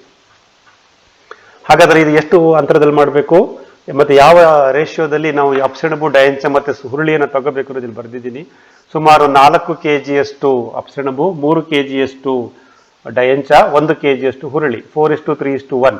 On this ratio we have to select Sunnem, Dayancha and Arscarum. This is kind of a thumb rule. It's not necessarily that it has to be on that ratio. Why I choose Dayancha less? Because on 1 kg of Dayancha you will have more number of seeds as compared to 1 kg of Sunnem. Hence I reduce the contribution of Dayancha in the mixture. So ನಾವಿಲ್ಲಿ ಡಯಂಚವನ್ನು ಯಾಕೆ 3 kg ತಗೊಳ್ಳಿ 4 kg ಅಪ್ಸೆಣಬಿಗೆ ಅಂತ ಹೇಳಿದ್ದೀನಿ ಅಂದರೆ, 1 kg ಡಯಂಚದಲ್ಲಿ ನೀವು ಗಮನಿಸಿರ್ಬೋದು ಸಾಕಷ್ಟು ಸಂಖ್ಯೆಯ ಬೀಜಗಳು ಇರುತ್ತೆ. ಹಾಗಾಗಿ ನಾವು 4 kg ಅಪ್ಸೆಣಬು, 3 kg ಡಯಂಚ, 1 kg ಹುರುಳಿ ಇದನ್ನು ಉಪಯೋಗಿಸಿಕೊಂಡು ನಾವು ಹಸಿರು ಬಳೆಯನ್ನು ನಿರ್ಮಾಣ ಮಾಡ್ತೀವಿ. ಈ ಹಸಿರು ಬಳೆಯು ನಮ್ಮ ಮುಖ್ಯ ಬೆಳೆಯ ಕಾಂಡದಿಂದ ಸುಮಾರು 1.5 ಅಡಿ ಅಥವಾ 2 ಅಡಿ ದೂರದಲ್ಲಿರಬೇಕು. ಅಲ್ಲಿ ನಾವು ಸುಮಾರು 20-25 ಗ್ರಾಮ್ನಷ್ಟು ಈ 3 ಬೀಜಗಳ ಮಿಶ್ರಣವನ್ನು ಬಿತ್ತನೆ ಮಾಡೋದ್ರಿಂದ ಈ ಹಸಿರು ಬಳೆಯನ್ನು ನಿರ್ಮಾಣ ಮಾಡ್ಕೋಬಹುದು. The green ring should be approximately 1.5 feet to 2 feet away from the stem of our commercial plant or a crop, and we should use about 20 to 25 grams of this mixture of Sunnem, Dayancha and Arscarum and create this green ring. That's about the green ring. And the plants which we grow as a green manure plants as a green ring will do all those benefits, that is nitrogen fixing, shade management, mulching and obviously creating green manure locally. ಈ ಹಸಿರೆಲೆ ಗೊಬ್ಬರದ ಗಿಡಗಳನ್ನು ಹಸಿರು ಬಳೆಯ ರೂಪದಲ್ಲಿ ನಮ್ಮ ಗಿಡದ ಸುತ್ತಲೂ ವೃತ್ತಾಕಾರವಾಗಿ ಬೆಳೆಸೋದ್ರಿಂದ ಅವುಗಳಿಂದ ನಮ್ಮ ಮುಖ್ಯ ಬೆಳೆಗೆ ಅದರಿಂದ ನೆರಳು ಸಿಗುತ್ತೆ. ಅವು ಸಾರಜನಕವನ್ನು ಸ್ಥಿರೀಕರಣ ಮಾಡಿ ಮಣ್ಣಿಗೆ ಸೇರಿಸ್ತಾ ಹೋಗ್ತವೆ, ಮುಚ್ಚಿಗೆಯಾಗಿ ಕೆಲಸ ಮಾಡ್ತವೆ ಮತ್ತು ಉತ್ಕೃಷ್ಟವಾದಂಥ ಒಂದು ಸಾವಯವ ಗೊಬ್ಬರವನ್ನು ಸ್ಥಳೀಯವಾಗಿ ವಿಕೇಂದ್ರೀಕೃತ ಮಾದರಿಯಲ್ಲಿ ನಮ್ಮ ಗಿಡದ ಬುಡದಲ್ಲೇ ಉತ್ಪಾದನೆ ಮಾಡಲಿಕ್ಕೆ ಸಹಾಯ ಮಾಡ್ತವೆ. ಮಿತ್ರರೇ, ಹಸಿರು ಗಿಡಕ್ಕೆ ಹಸಿರು ಬಳೆ ಮರಿಬೇಡಿ. ಇದನ್ನು ನಾನು ಕಳೆದ ಒಂದು ವೆಬಿನಾರಲ್ಲೂ ಹೇಳಿದ್ದೀನಿ. ನಾವು ಯಾವುದೇ ಹೊಸ ಗಿಡವನ್ನು ತಂದು ನಮ್ಮ ತೋಟದಲ್ಲಿ ನೆಡುವಾಗ ಒಂದು 7 ಆಕ್ಷನಬಲ್ಸ್, 7 ಹಂತಗಳಿದೆ ಅಂತ. ಆ 7 ಹಂತದಲ್ಲಿ ಈ ಹಸಿರು ಬಳೆ ನಿರ್ಮಾಣ ಸಹ ಒಂದು ಮುಖ್ಯವಾದ ಹಂತ. ನೀವು ಇದನ್ನು ನನ್ನ MS ಫಾರ್ಮಲ್ಲೂ ನಾನು ಕಳೆದ ವಾರ ಹೋದಾಗ ಅದನ್ನು ನಿಮಗೆ ತೋರಿಸಿದ್ದೀನಿ, ಅಪ್ಲೋಡ್ ಮಾಡಿದ್ದೀನಿ. ಹಾಗಾಗಿ ದಯವಿಟ್ಟು ಈ ಹಸಿರು ಗಿಡಕ್ಕೆ ಹಸಿರು ಬಳೆ ಅನ್ನೋದನ್ನು ಮರಿಬೇಡಿ, ಮಾಡ್ತಾ ಬನ್ನಿ. ಅದರದ್ದು ಬೆನಿಫಿಟ್ಟು ನಮ್ಮ ಮುಖ್ಯ ಬೆಳೆಗೆ ಸಿಗುತ್ತೆ. ಅದನ್ನು ನಮ್ಮ 2 ತೋಟದಲ್ಲಿ ನಾನು ಅದನ್ನು ಗಮನಿಸಿದ್ದೀನಿ. Friends, next is green cover crops. These green cover crops will be grown on the interspaces or wherever the sunlight falls on our farm and this will help in what is called weed management or creating diversity in the weed management. ಈ ಹಸಿರು ಹೊದಿಕೆ ಬೆಳೆಗಳು ನಮ್ಮ ಕೃಷಿ ಭೂಮಿಯಲ್ಲಿ ಎಲ್ಲೆಲ್ಲಿ ಬಿಸಿಲು ಬೀಳುತ್ತೋ ಅಲ್ಲೆಲ್ಲ ನಾವು ಬೆಳಿಬೋದು. ನಾವೇನು ಬೆಳೆದಿಲ್ಲ ಅಂದರೆ ನೈಸರ್ಗಿಕವಾಗಿ ಕೆಲವು ಗಿಡಗಳು ಹುಟ್ಟುತ್ತವೆ, ಅದನ್ನು ನಾವು ಕಳೆ ಅಂತ ಕರಿತೀವಿ. ಆ ಕಳೆ ಹುಟ್ಟುವ ಜಾಗದಲ್ಲಿ ನಾವು ಈ ಹೊದಿಕೆ ಬೆಳೆಗಳನ್ನು ಬೆಳೆಯೋದ್ರಿಂದ ಕಳೆಯಲ್ಲಿ ಒಂದು ರೀತಿ ವೈವಿಧ್ಯತೆಯನ್ನು ತರಬಹುದು ಅನ್ನೋದನ್ನು ನೀವು ಗಮನಿಸಬೇಕು. So these green cover crops will be ಬ್ರಾಡ್ಕಾಸ್ಟೆಡ್ and grown all on entire surface, that is between the 2 grid lines or where the open space available, and they grow and they do what is called green cover. They ensure the soil moisture is maintained, evaporation is minimized, and they do nitrogen fixing in all along entire square feet of our land, and they also provide mulching material. So we do brush cutting, we mulch them such that they decompose locally, then and there only, then they enrich our soil. ಈ ಹಸಿರು ಮುಚ್ಚಿಗೆ ಬೆಳೆಗಳನ್ನು ನಾವು ಎಲ್ಲ ಕಡೆ ಬೆಳೆದು ಬೆಳೆಯೋದ್ರಿಂದ ಅವು ಒಂದು ಮುಚ್ಚಿಗೆ ಒಂದು ಹೊದಿಕೆ ರೂಪದಲ್ಲಿ ಇರ್ತವೆ, ಹಸಿರು ಹೊದಿಕೆ ರೂಪದಲ್ಲಿ ಇರುತ್ತೆ. ಇದರಿಂದ ನಮಗೆ ಒಂದು ಮಣ್ಣಿನ ತೇವಾಂಶವನ್ನು ರಕ್ಷಣೆ ಮಾಡಲಿಕ್ಕೆ, ನೀರು ಆವಿಯಾಗೋದನ್ನು ತಪ್ಪಿಸಲಿಕ್ಕೆ ಮತ್ತು ಸೂಕ್ಷ್ಮ ಜೀವಿಗಳಿಗೆ ಒಂದು ಕತ್ತಲೆ ವಾತಾವರಣವನ್ನು ನಿರ್ಮಾಣ ಮಾಡಿಕೊಡ್ಲಿಕ್ಕೆ ಈ ಮುಚ್ಚಿಗೆ ಬೆಳೆಗಳು ಸಹಾಯ ಮಾಡುತ್ತವೆ. ಮತ್ತು ಅದನ್ನು ನಾವು ಕತ್ತರಿಸಿದಾಗ, ನಮ್ಮ ಕಳೆ ಕೊಚ್ಚುವ ಯಂತ್ರದಿಂದ, ಬ್ರಷ್ ಕಟ್ಟರಿಂದ ಕತ್ತರಿಸಿದಾಗ ಅಲ್ಲಿ ಬಿದ್ದಂಥ ಒಂದು ಸ್ಥಳೀಯವಾಗಿ ಬಿದ್ದಂಥ ಅದರದ್ದು ಒಂದು ದ್ರವ್ಯಗಳು ಅಲ್ಲೇ ಗೊಬ್ಬರವಾಗಿ ಪರಿವರ್ತನೆ ಆಗುತ್ತೆ. ನಮ್ಮ ತೋಟದ ಪ್ರತಿ ಚದುರ ಅಡಿಯಲ್ಲೂ ನಾವು ಈ ರೀತಿ ಮಣ್ಣಿನ ಸಾವಯವ ಇಂಗಾಲವನ್ನು ಜಾಸ್ತಿ ಮಾಡ್ಕೋಬಹುದು. ಅದಕ್ಕೆ ನಮ್ಮಲ್ಲಿರ್ತಕ್ಕಂಥ ಒಂದು ಸುಲಭವಾದ ಮಾರ್ಗ ಹಸಿರು ಮುಚ್ಚಿಗೆ ಬೆಳೆಗಳು.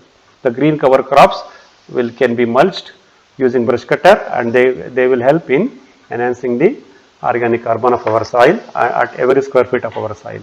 Such an inexpensive way to upgrade our soil quality. So they also control weeds because they grow in all the surface area, so it will control some of the weeds, but we should be cautiously looking at them. So these are all the benefits of cover crops, which I already explained.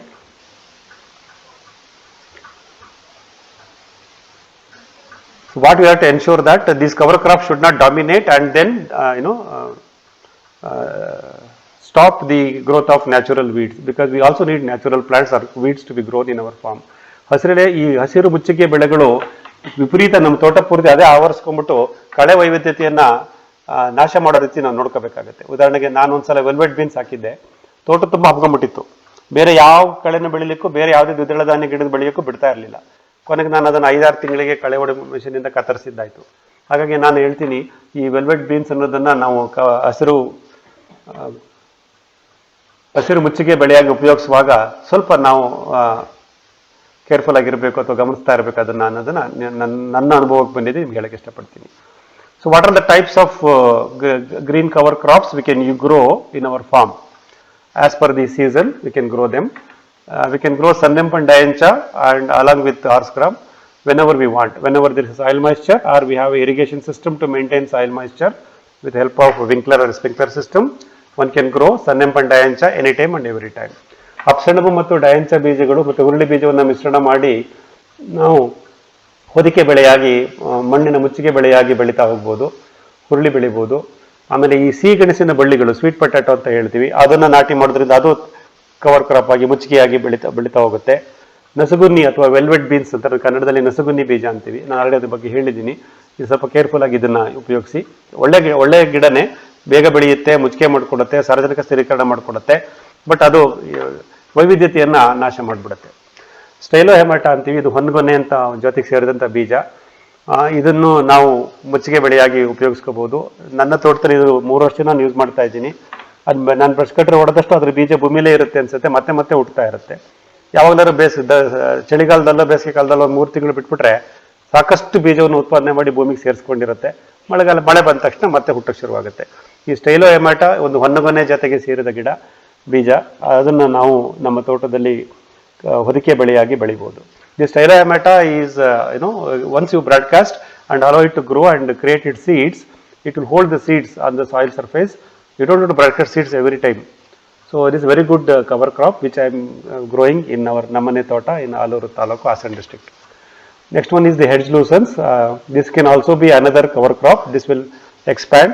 Mainly the hedge lucens is grown on the bunds, interbunds, and all along our farm pond, etc. It also acts like a soil binder. ಬೇಲಿ ಮೆಂತೆಯನ್ನು ನಾವು ಕಾಲುವೆಗಳಲ್ಲಿ, ಬದುಗಳಲ್ಲಿ, ನಮ್ಮ ಕೃಷಿ ಹೊಂಡದ ಸುತ್ತ ಬೆಳೆಸೋದ್ರಿಂದ ಮಣ್ಣನ್ನು ಸಂರಕ್ಷಣೆ, ಮಣ್ಣನ್ನು ಹಿಡಿದಿಟ್ಟುಕೊಳ್ಳುತ್ತೆ, ಮಣ್ಣು ಸವೆತವನ್ನು ತಡೆಯುತ್ತೆ ಮತ್ತು ಮುಚ್ಚಿಗೆ ಬೆಳೆಯಾಗಿ ಕವರ್ ಕ್ರಾಪ್ ಆಗಿ ಸಹ ನಮ್ಮ ತೋಟದಲ್ಲಿ ನಾವು ಅದನ್ನು ಅಳವಡಿಸ್ಕೋಬಹುದು. ಇದು ನಮ್ಮ 2ನೇ ಗಿಡ ಕವರ್ ಕ್ರಾಪ್. 1 ಹಸಿರು ಗಿಡಕ್ಕೆ ಹಸಿರು ಬೆಳೆ, green ring crops. 2 green cover crops, ಮುಚ್ಚಿಗೆ ಬೆಳೆ. ಈ ಮುಚ್ಚಿಗೆ ಬೆಳೆ ಉಪಯೋಗಗಳನ್ನು ನಾನು ಆಲ್ರೆಡಿ ಹೇಳ್ತಾ ಬಂದೆ. 1 ಸಾರ್ವಜನಿಕ ಸ್ಥಿರೀಕರಣ ಮಾಡ್ತವೆ, ಮತ್ತೆ ಹಸಿರೆಲೆ ಗೊಬ್ಬರ ಉತ್ಪಾದನೆ ಮಾಡಲಿಕ್ಕೆ ನಮಗೆ ಬೇಕಾದಂಥ ದ್ರವ್ಯಗಳನ್ನು ತಯಾರು ಮಾಡಿಕೊಡ್ತವೆ, ಕಳೆ ವೈವಿಧ್ಯತೆಯನ್ನು ಅವು ನಿರ್ಮಾಣ ಮಾಡ್ತವೆ. ಯಾಕೆಂದರೆ ನ್ಯಾಚುರಲ್ ಆಗಿ ಏನು ಹುಟ್ಟೋದು ಅದ್ರ ಜೊತೆಗೆ ನಾವು ಈ ಕವರ್ ಕ್ರಾಪ್ನ ಬೆಳಿತೀವಿ, ಇದನ್ನು ಮಾಡ್ತವೆ. ನೀರಿನ ಆವಿಯಾಗುವಿಕೆಯನ್ನು ತಪ್ಪಿಸುತ್ತವೆ, ನೀರಿನ ವ್ಯರ್ಥ ಬಳಕೆಯನ್ನು ಕಮ್ಮಿ ಮಾಡ್ತವೆ, ಮತ್ತು ಕತ್ತಲೆ ವಾತಾವರಣ ಸೃಷ್ಟಿ ಮಾಡಿ ನಮ್ಮ ಮಣ್ಣು ಜೀವಿಗಳು ಮತ್ತು ಸೂಕ್ಷ್ಮ ಜೀವಿಗಳ ಕಾರ್ಯಚಟುವಟಿಕೆಯನ್ನು ಪ್ರೋತ್ಸಾಹ ಮಾಡ್ತವೆ. ಇದನ್ನು ಮಾಡೋದು ಬಹಳ ಸುಲಭ. ಇದನ್ನು ಉಳುಮೆ ಮಾಡೋ ಅವಶ್ಯಕತೆ ಇಲ್ಲ. ನೇರವಾಗಿ ಇದನ್ನು ನಮ್ಮ ತೋಟದಲ್ಲಿ ಎರಚಿ ಕಳೆ ಕೊಚ್ಚು ಯಂತ್ರದಿಂದ ಕಳೆಯನ್ನು ನಿಯಂತ್ರಣ ಮಾಡ್ತಾ ಈ ಹಸಿರೆಲೆ ಕವರ್ ಕ್ರಾಪ್ಸ್ ಮುಚ್ಚಿಗೆ ಬೆಳೆಯನ್ನು ನಾವು ಬೆಳೀತಾ ಹೋಗ್ಬೋದು. Friends, the benefits of cover crop plants are: one is nitrogen fixing, second thing is it returns quality biomass for green manuring, localized production, then it also creates weed diversity, it adds to the diversity on the soil, then it does mulching, thereby avoids water evaporation and creates kind of a dark zone for our microbes and soil organisms to perform. And it is very simple to set up these cover crops. You just have to broadcast them before brush cutting, then they will establish and they keep growing. So we keep on repeating this, then we can establish the green cover crops. Particularly in the monsoon and winter season, we can happily grow them just by broadcasting, because moisture is maintained by the rainy season itself.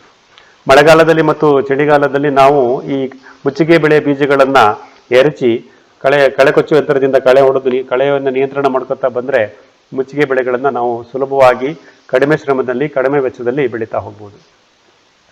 So far we have covered two types of green manure plant, that is the green ring and the cover crop. The next one is the live fence or interbund green manure plants. ನಮ್ಮ ಜೀವಂತ ಬೇಲಿ ಮತ್ತು ನಮ್ಮ ಕೃಷಿ ಭೂಮಿಲಿರತಕ್ಕಂಥ ಬದುಗಳು, ಅಡ್ಡ ಬದುಗಳು, ಕೃಷಿ ಹೊಂಡ ಮತ್ತು ತೋಟದ ಮನೆ, ಇಲ್ಲೆಲ್ಲವೂ ಸಹ ನಾವು ಈ ಹಸಿರೆಲೆ ಗೊಬ್ಬರದ ಗಿಡಗಳನ್ನು ಬೆಳಿಬೋದು. ಅದರ ಬಗ್ಗೆ ನಾವು ಮೂರನೇ ಇದರಲ್ಲಿ ಗಮನಿಸ್ತಾ ಹೋಗೋಣ. In natural farming, we should look at what is called inexpensive way of creating organic inputs. As I already said, the green manure crops will provide regular biomass for localized composting, which I already repeated. So this is the objective of setting up the live fence and the interbund plants. So we can identify so many such places such as to grow these green manuring plants. ನಮ್ಮ ಕೃಷಿ ಭೂಮಿಯಲ್ಲಿ ಈ ಹಸಿರೆಲೆ ಗೊಬ್ಬರದ ಗಿಡಗಳನ್ನು ಬೆಳೀಲಿಕ್ಕೆ ಸಾಕಷ್ಟು ಜಾಗಗಳಿದೆ ಮಿತ್ರರೇ. ಎಲ್ಲಿ ಸೂರ್ಯನ ಬೆಳಕು ಬೀಳುತ್ತೆ, ಎಲ್ಲಿ ತೇವಾಂಶ ಕಾಪಾಡೋಕ್ಕೆ ಸಾಧ್ಯ ಆಗಿದೆ, ಅಲ್ಲೆಲ್ಲ ನಾವು ಇದನ್ನು ಬೆಳೀತಾ ಬರ್ಬೋದು. ಜೀವಂತ ಬೇಲಿ, ನಮ್ಮ ಬೇಲಿಯಲ್ಲಿ ಒಳ ರಸ್ತೆ ಎರಡೂ ಬದಿಗಳಲ್ಲಿ, ಅಡ್ಡ ಬದುಗಳಲ್ಲಿ, ಕೃಷಿ ಹೊಂಡ ಮತ್ತು ನಮ್ಮ ತೋಟದ ಮನೆ ಸುತ್ತಲೂ, ಹೀಗೆ ನಾವು ಸಾಕಷ್ಟು ಜಾಗಗಳನ್ನು ಗುರುತಿಸಿಕೊಂಡು ಕಡಿಮೆ ವೆಚ್ಚದಲ್ಲಿ ಬಹುವಾರ್ಷಿಕ ಹಸಿರೆಲೆ ಗೊಬ್ಬರದ ಬೆಳೆಗಳನ್ನು ಸೇರಿಸೋದ್ರಿಂದ ಸಾವಯವ ದ್ರವ್ಯವನ್ನು ಉತ್ಪಾದಿಸಿ ಸ್ಥಳೀಯವಾಗಿ ವಿಕೇಂದ್ರೀಕೃತ ವ್ಯವಸ್ಥೆಯಲ್ಲಿ ನಾವು ಸಾವಯವ ಗೊಬ್ಬರವನ್ನು ಕಡಿಮೆ ವೆಚ್ಚದಲ್ಲಿ ತಯಾರಿಸ್ಕೋಬೋದು. ಇದರಿಂದ ನಮ್ಮ ಒಳಸುರಿಯ ವೆಚ್ಚ ಕಮ್ಮಿ ಆಗುತ್ತೆ, ಉತ್ಪಾದನಾ ವೆಚ್ಚ ಕಮ್ಮಿ ಆಗುತ್ತೆ ಮತ್ತು ನಮ್ಮ ಬೆಳೆಯ ಗುಣಮಟ್ಟ ಜಾಸ್ತಿ ಆಗುತ್ತೆ. We can identify these places such as live fencing on either side of the internal roads, then we all along the bunds, around the farm pond and the farmhouse. Like that, any place in our farmland where we see they receive direct sunlight and we can able to maintain moisture. These are the places where we can grow these green manure plants, perennial green manure plants, and get the benefit of green manuring. So this will help in regenerative farming, we will say. ಪುನರುತ್ಪಾದಕ ಸಸ್ಯ ತ್ಯಾಜ್ಯಗಳನ್ನು ಪದೇ ಉತ್ಪಾದನೆ ಮಾಡಿಕೊಡ್ತಾ ಇರ್ತೇವೆ ನಮ್ಮ ಬೇಲಿನಲ್ಲಿ ಮತ್ತು ಬದುಕಿರತಕ್ಕಂಥ ಗಿಡಗಳು. ಹಾಗಾಗಿ ನಾವು ಇದನ್ನು ಗಮನಿಸ್ತಾ ಹೋಗೋಣ, ಸೇರಿಸ್ತಾ ಬರೋಣ. What are the benefits of live fencing and interbund green manuring plants? They establish live fence that creates a green wall as a physical protection with us and our neighbors. ಒಂದು ಹಸಿರು ಗೋಡೆಯನ್ನು ನಿರ್ಮಾಣ ಮಾಡುತ್ತವೆ ಯಾವುದು ನಮ್ಮ ಜೀವಂತ ಬೇಲಿ ಸಸ್ಯಗಳು. ಇದರಿಂದ ನಮಗೆ ನಮ್ಮ ನೆರೆಹೊರೆಯ ಕೃಷಿಕರ ಮತ್ತು ಅವರು ಸಾಕಬಹುದಂಥ ಪ್ರಾಣಿಗಳಿಂದ ಆಗಬಹುದಂಥ ಹಾನಿಯನ್ನು ನಾವು ಕಡಿಮೆ ಮಾಡ್ಕೊತಾ ಬರ್ಬೋದು. Will host plants, birds and pollinators by providing food and shelter for them, thereby create biodiversity. ಈ ನಮ್ಮ ಜೀವಂತ ಬೇಲಿ ಮತ್ತು ಬದುಗಳಿನಲ್ಲಿ ಬೆಳೀತಕ್ಕಂಥ ಸಸ್ಯಗಳು ಒಂದು ಜೀವ ವೈವಿಧ್ಯತೆಯನ್ನು ಸೃಷ್ಟಿ ಮಾಡುತ್ತವೆ. ಪಕ್ಷಿಗಳಿಗೆ, ಕೀಟಗಳಿಗೆ ಮತ್ತು ಜೇನುನೊಣಗಳಿಗೆ ಆಶ್ರಯವನ್ನು ಕೊಡುತ್ತವೆ, ಆಹಾರವನ್ನು ಕೊಡುತ್ತವೆ. ಹಾಗಾಗಿ ಒಂದು ಸುರಕ್ಷಿತ ನೆಲೆಯನ್ನು ಸೃಷ್ಟಿ ಮಾಡಿಕೊಡುತ್ತವೆ ಅಂತಲೂ ನಾವು ಹೇಳ್ತಾ ಹೋಗ್ಬೋದು. They can also help in creating buffer zone. Buffer zones are very important to maintain the microclimate and help our plants will not undergo stresses during extreme winter and extreme summer. ಈ ಒಂದು ಸುರಕ್ಷಣಾ ವಲಯವನ್ನು ನಿರ್ಮಾಣ ಮಾಡಲಿಕ್ಕೆ ಈ ಒಂದು ಜೀವಂತ ಬೇಲಿ ಮತ್ತು ಬದುವಿನಲ್ಲಿ ಬೆಳೀತಕ್ಕಂಥ ಸಸ್ಯವರ್ಗಗಳು ಸಹಾಯ ಮಾಡುತ್ತವೆ. ಈ ಸುರಕ್ಷಣಾ ವಲಯ ನಮಗೆ ಮುಖ್ಯ ಆಗುತ್ತೆ, ಯಾಕೆಂದರೆ ಇದರಿಂದ ನಮ್ಮಲ್ಲಿ ಉಷ್ಣತೆಯನ್ನು ಕಾಪಾಡ್ಬೋದು. ಬೇಸಿಗೆಯಲ್ಲಿ ಮತ್ತು ಚಳಿಗಾಲದಲ್ಲಿ ನಮ್ಮ ಬೆಳೆಗಳು ತಮ್ಮದೇ ಆದ ಒತ್ತಡಕ್ಕೆ ಒಳಗಾಗ್ತವೆ, ಸ್ಟ್ರೆಸ್ ಅಂತ ಹೇಳ್ತೀವಿ. ಆ ಒತ್ತಡವನ್ನು ನಿರ್ವಹಿಸಲಿಕ್ಕೆ ಒಂದು ಸೂಕ್ಷ್ಮವಾದ ವಾತಾವರಣ ಬೇಕು. ಅದನ್ನು ಸೃಷ್ಟಿ ಮಾಡಲಿಕ್ಕೆ ನಮ್ಮ ಜೀವಂತ ಬೇಲಿ ಮತ್ತು ಬದುಗಳಲ್ಲಿ ಬೆಳೀತಕ್ಕಂಥ ಈ ಹಸಿರೆಲೆ ಗೊಬ್ಬರದ ಗಿಡಗಳು ಸಹಾಯ ಮಾಡೋದನ್ನು ನಾವು ಗಮನಿಸ್ಬೋದು. They return quality biomass perennially every 3 to 4 times a year and it helps in creating green manure. ಹಸಿರೆಲೆ ಗೊಬ್ಬರವನ್ನು ಉತ್ಪಾದನೆ ಮಾಡಲಿಕ್ಕೆ ಅವು ವರ್ಷಕ್ಕೆ 3 ರಿಂದ 4 ಸತಿ ಬಯೋಮಾಸ್ ಅಥವಾ ಸಸ್ಯ ದ್ರವ್ಯವನ್ನು ನಮಗೆ ಕೊಡ್ತವೆ. ಹಾಗಾದರೆ ಏನೇನು ಗಿಡಗಳನ್ನು ನಾವು ಬೆಳೆಸ್ಬೋದು ಈ ಜೀವಂತ ಬೇಲಿನಲ್ಲಿ ಅಂತಂದರೆ ಗ್ಲಿರಿಸೀಡಿಯಾ, ಸುಬಾಬುಲ್ ಚಿಗುರೆ ಗಿಡ, ಮಲಬರಿ ರೇಷ್ಮೆ ಸೊಪ್ಪಿನ ಗಿಡ, ಟಾಪಿಯೋಕ ಮರಗೆಣಸಿನ ಗಿಡ, ಸಿಮರುಬ, ಲಕ್ಷ್ಮೀತರು, ಜಟ್ರೂಪ ಅಂತಲೇ ಹೇಳ್ತೀವಿ, ಪೊಂಗಾಮಿಯ ಅಥವಾ ಹೊಂಗೆ. ಈ ಇಷ್ಟೂ ಗಿಡಗಳನ್ನು ನಾವು ನಮ್ಮ ಜೀವಂತ ಬೇಲಿಯಲ್ಲಿ, ನಮ್ಮ ಅಡ್ಡಬದುಗಳಲ್ಲಿ, ರಸ್ತೆಯ ಪಕ್ಕದಲ್ಲಿ, ಕೃಷಿ ಹೊಂಡದ ಸುತ್ತ ಮತ್ತು ತೋಟದ ಮನೆಯ ಸುತ್ತ ಎಲ್ಲೆಲ್ಲಿ ಸಾಧ್ಯವೋ ಅಲ್ಲೆಲ್ಲ ಇದನ್ನು ಬೆಳೆಸ್ತಾ ಹೋಗೋಣ. ಇದರಿಂದ ನಾವು ಸಾಕಷ್ಟು ಸಸ್ಯ ದ್ರವ್ಯವನ್ನು ನಾವು ನಮ್ಮ ತೋಟದಲ್ಲೇ ನಾವು ಉತ್ಪಾದಿಸಿ ಸ್ಥಳೀಯವಾಗಿ ಉತ್ಕೃಷ್ಟವಾದ ಸಾವಯವ ಗೊಬ್ಬರವನ್ನು ತಯಾರಿಸ್ಕೋಬೋದು. ನಮ್ಮ ಒಳಸುರಿ ವೆಚ್ಚವನ್ನು ಕಡಿಮೆ ಮಾಡ್ಕೋಬೋದು, ಉತ್ಪಾದನಾ ವೆಚ್ಚವನ್ನು ಸಹ ಕಡಿಮೆ ಮಾಡ್ಕೋಬೋದು. ಇದು ಜೀವಂತ ಬೇಲಿ ಅಥವಾ ಬದುಗಳ ಮೇಲೆ ಬೆಳೀತಕ್ಕಂಥ ಹಸಿರೆಲೆ ಗೊಬ್ಬರದ ಸಸ್ಯಗಳ ವಿವರಣೆ. ಕೊನೆಯದಾಗಿ ಸಂಗಾತಿ ಬೆಳೆ. ಸಂಗಾತಿ ಬೆಳೆಯಾಗಿ ನಾವು ಈ ಹಸಿರೆಲೆ ಗೊಬ್ಬರದ ಬೆಳೆಗಳನ್ನು ಜೋಡಿಸ್ತೀವಿ. As a companion species plants we grow these green manure plants and they also contribute all those benefits what we already know about companion plants. You have seen it, I have explained it in various other interactions with you, and you have practically seen it in our MS farm, Dodballapur also. People have visited our farm. So this will be grown on adjacent to our main plant on the western and eastern direction, and they help in creating shade, provide nitrogen fixing, then create biomass for mulching, which in turn generates green manure. ಈ ಸಂಗಾತಿ ಗಿಡಗಳು ನಮ್ಮ ಮುಖ್ಯ ಬೆಳೆಗೆ ನೆರಳನ್ನು ಸೃಷ್ಟಿ ಮಾಡುತ್ತವೆ. ಸಾರ್ವಜನಿಕ ಸ್ಥಿರೀಕರಣ ಸೂಕ್ಷ್ಮಜೀವಿಗಳಿಗೆ ಆಶ್ರಯ ಕೊಟ್ಟು ಮಣ್ಣಿನಲ್ಲಿ ಸಾರ್ವಜನಿಕ ಸ್ಥಿರೀಕರಣ ಆಗೋ ರೀತಿ ನೋಡ್ಕೊಳ್ಳುತ್ತವೆ ಮತ್ತು ಮುಚ್ಚಿಗೆ ದ್ರವ್ಯವನ್ನು ಉತ್ಪಾದನೆ ಮಾಡಿಕೊಟ್ಟು ಹಸಿರೆಲೆ ಗೊಬ್ಬರವನ್ನು ಅಲ್ಲೇ ಸ್ಥಳೀಯವಾಗಿ ವಿಕೇಂದ್ರೀಕೃತ ವ್ಯವಸ್ಥೆಯಲ್ಲಿ ಉತ್ಪಾದನೆ ಮಾಡಲಿಕ್ಕೆ ಸಹಾಯ ಮಾಡುತ್ತವೆ. ಹಾಗಾಗಿ ಇದನ್ನು ನಾವು ಸಂಗಾತಿ ಸಸ್ಯಗಳು ಅಂತ ಕರಿತೀವಿ. ಇದನ್ನು ನಾವು ಪ್ರಾರಂಭದಲ್ಲೇ ಮಾಡಬೇಕು. ನಾವು ಮುಖ್ಯ ಬೆಳೆ ಯಾವಾಗ ನಾಟಿ ಮಾಡ್ತೀವೋ ಅಥವಾ ಬಿತ್ತನೆ ಮಾಡ್ತೀವೋ ಅದರ ಪಕ್ಕದಲ್ಲಿ ಸಂಗಾತಿ ಸಸ್ಯಗಳನ್ನು ಹಾಕಬೇಕು. ಇದನ್ನು ನೀವು ಗಮನಿಸಿದ್ದೀರಾ ಅಂತ ನಾನು ಅನ್ಕೊಂತೀನಿ. ಸೊ ಈ ಸಂಗಾತಿ ಸಸ್ಯಗಳು ಸ್ಯಾಕ್ರಿಫೈಸಿಂಗ್ ಪ್ಲಾಂಟ್ಸ್ ಅಂತ ತಮ್ಮನ್ನು ತಾವೇ ಅಪಾಯಕ್ಕೆ ಒಡ್ಡುಕೊಂಡು ನಮ್ಮ ಮುಖ್ಯ ಬೆಳೆಯನ್ನು ಕಾಪಾಡೋದನ್ನು ನಾವು ಗಮನಿಸ್ಬೋದು. ನಾನು ಈ ಅಪ್ಸೆಣಬು ಅದನ್ನು ನಾನು ಕೋಕೋ ಗಿಡದ ಸುತ್ತ ಹಸಿರು ಬಳೆಯಾಗಿ ನಿರ್ಮಾಣ ಮಾಡಿದ್ರಿಂದ ಅಥವಾ ಸಂಗಾತಿ ಗಿಡವಾಗಿ ಹಾಕಿರೋದ್ರಿಂದ ಅದೇನು ರಸ ಇರುವ ಕೀಟ ಎಲೆಯನ್ನು ಕೊರ್ಕೊಂಡು ತಿನ್ನುವಂಥ ಕೀಟ ಬರುತ್ತಲ್ಲ, ಅದು ನನ್ನ ಕೋಕೋ ಗಿಡಕ್ಕೆ ಬಾಧೆ ಮಾಡೋಕ್ಕೆ ಮುಂಚೆನೆ ನನ್ನ ಈ ಅಪ್ಸೆಣಬು ಗಿಡವನ್ನು ತಿನ್ಕೊಂಡು ಹೊರಟೋಗುತ್ತೆ. ಈ ಅರ್ಥದಲ್ಲಿ ಆ ಅಪ್ಸೆಣಬು ಗಿಡದ ಎಲೆಗಳು ತಾವು ಬಲಿಯಾಗಿ ನನ್ನ ಮುಖ್ಯ ಬೆಳೆ ಕೋಕೋ ಗಿಡವನ್ನು ಕಾಪಾಡೋದನ್ನು ನಾನು ಗಮನಿಸಿದ್ದೀನಿ. Friends, they act like a sacrificing plant, so they attract the insects and pests, these companion plants, thereby our primary plant or the commercial plant will be protected. So this is the benefits of companion plants, which we already know, and they also help in creating moisture on the soil, thereby create an optimum performance situation of performance for our microbes and soil organisms. ಅದು already ನಾವು ಬೇರು ವಲಯದಲ್ಲಿ ಸೂಕ್ಷ್ಮ ಜೀವಿಗಳ ಕಾರ್ಯಚಟುವಟಿಕೆಯನ್ನು ಈ ನಮ್ಮ ಸಂಗಾತಿ ಗಿಡಗಳು ಪ್ರೋತ್ಸಾಹಿಸುತ್ತವೆ.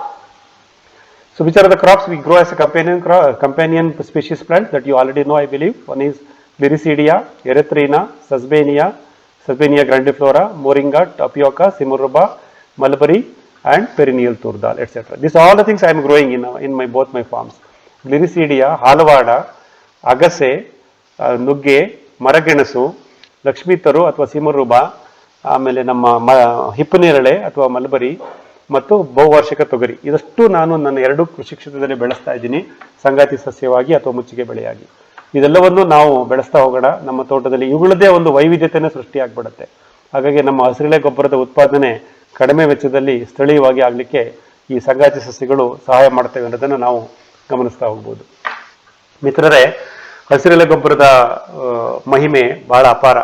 ಹಸಿರೆಲೆ ಗೊಬ್ಬರವನ್ನು ನಾವು ಬೆಳಿಬೇಕು, ಹಸಿರೆಲೆ ಗೊಬ್ಬರದ ಸಸ್ಯಗಳನ್ನು ಬೆಳಿಬೇಕು, ಅವುಗಳನ್ನು ಕತ್ತರಿಸಿ ಮುಚ್ಚಿಗೆ ಮಾಡಬೇಕು, ಅದಕ್ಕೆ ಸೂಕ್ಷ್ಮಜೀವಿಗಳನ್ನು ಸೇರಿಸಬೇಕು, ಸೂಕ್ತವಾದ ವಾತಾವರಣ ಸೃಷ್ಟಿ ಮಾಡಬೇಕು.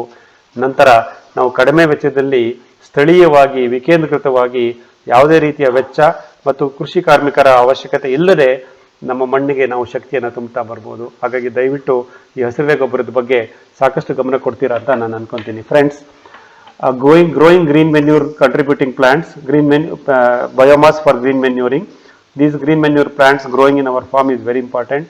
As I already said, this is a very inexpensive way of creating plant biomass residues and mulch them on the basin of the plant locally and produce a quality organic manure to ensure the nutrition recycling.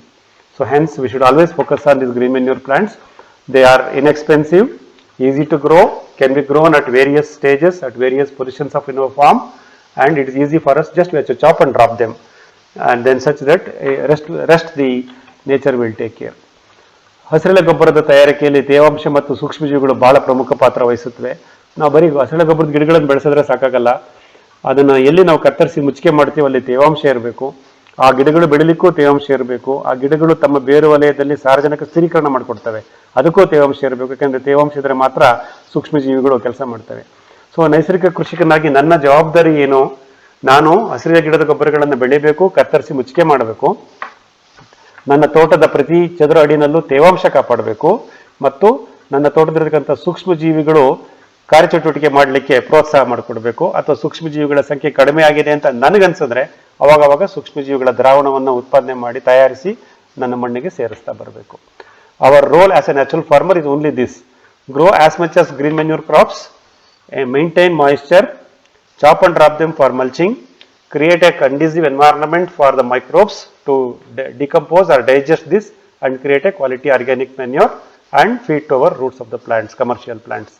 Our role is only this: maintain moisture, maintain microbes. If the microbes are not there, inoculate microbes once in a while, and see to that the process of mulching, decomposition and nutrition recycling will happen uninterruptedly throughout the year.